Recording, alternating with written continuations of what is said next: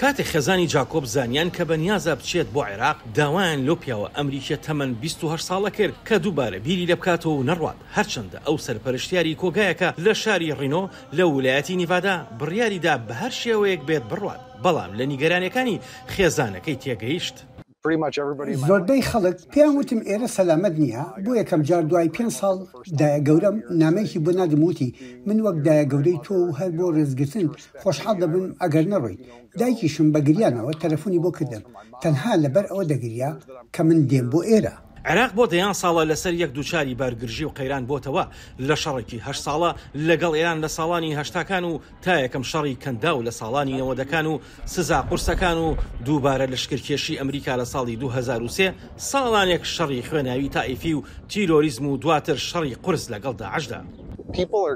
خەڵکی ئێرە زۆر باشن حکومەتەکان دەتوانن خراپبن بەڵام بۆ هەر شوێنێک بڕۆیت مرۆڤە باشەکانی تووشە بێت تەنها وەرە خۆت بۆ خۆت تاقیکەرەوە بڕوانە لە کەلتوری ئەم وڵاتە خواردنەکانیان چەندە بەتامە بڕوانە تەلارسازی و مێژووی ئەم وڵاتە بڕوانە چەند وڵاتێکی دەوڵەمەندە.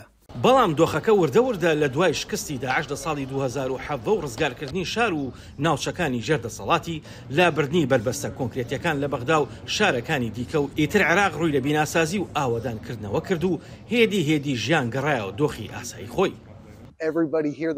هەر کەسێکم لێرە ناسیوە زۆر خۆشحاڵ و میوان دۆست بووە سەرەتا وەک ئەمیشیە کەمێک دوودڵ بووم لە هاتنم بۆ ئێرە. ئەیخوایان حکومەتەکەی من بەڕاستی کاری خراپی لێرە ئەنجام داوە. ئایا لەبەر ئەوەیە هەمووان ڕقیان لێم دەبێتەوە بەڕاستی با هیچ شێوەیەک ئەمە ڕووی نەدا بۆیە ئەوە بەشێکە لەو هۆکارەی بۆ ئەوەی من لێرە بم.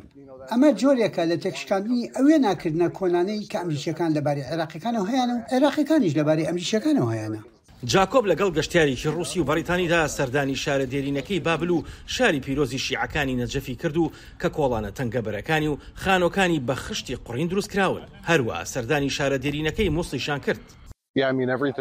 هەموو ئەو شتانەی کە بە فەرمی لە حکومەتی ئەمریکاوە دەیخوێنیتەوە ئەوەیە مەیە بۆ ئێرە بە هیچ شێوەیەک پارێزراو نییە خەڵک دەرفێن.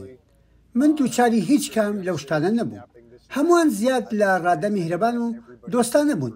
ئێمە دەچینە دەرەوە بۆ خواردنەوەی چا بۆ خواردنێکی خۆش.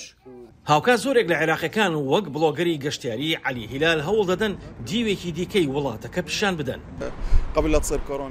پێشەوەی کۆرۆنا بڵاو ببێتەوە گەڕامەوە بۆ بینینی خزمەکان و سەرنجمدا دۆخەکە جیاوازە لەوەی لە دوورەوە دەیبینم. هەرکە گەڕامەوە بۆ ناو ژیانی ئێرە بینیم کە دەرفەتی باشەیە ئیتر پەتای کۆرۆنا بڵاو بووە ڕەنگە ئەمە زیاتر یارمەتی دابێتم. هەموو شوێنێکدا خرا و نەمتوانی بگەڕێمەوە بۆ ئەو شوێنەی لێی دەژیام. بۆیە ئەم دەرفەتی گەشتە وای کرد زیاتر وڵاتەکەی خۆم بناسم چۆن دەبێت وڵاتی خۆم نەناسم. بۆیە بەردەوام بووم لە گەشتکردن و گەڕان بە دوای شوێنە مێژوویەکان کە پێشتر فیلمیان لێ نەگیرا بوو سەردانیان نەکرا بوو. بۆیە بینیم دۆخەکە وەک ئەوە نەبوو کە زۆربەی میدیاکان وێنایان دەکرد. بێگومان ئێمە کێشەی سیاسی و کۆمەڵایەتی و ژینگەیی زۆرمان هەیە بەڵام لایەنێکەیە کە ڕەنگە لە بیرمان کردبێت و ئەوە ئەو لایەنەیە کە هەوڵ دەدەم بیبینم و خەڵک لەگەڵمدا بیبینێت.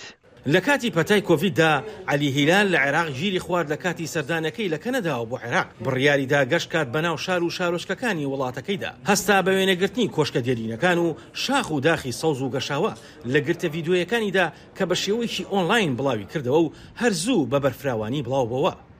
ئاسۆ جەبار دەنگی ئەمریکا.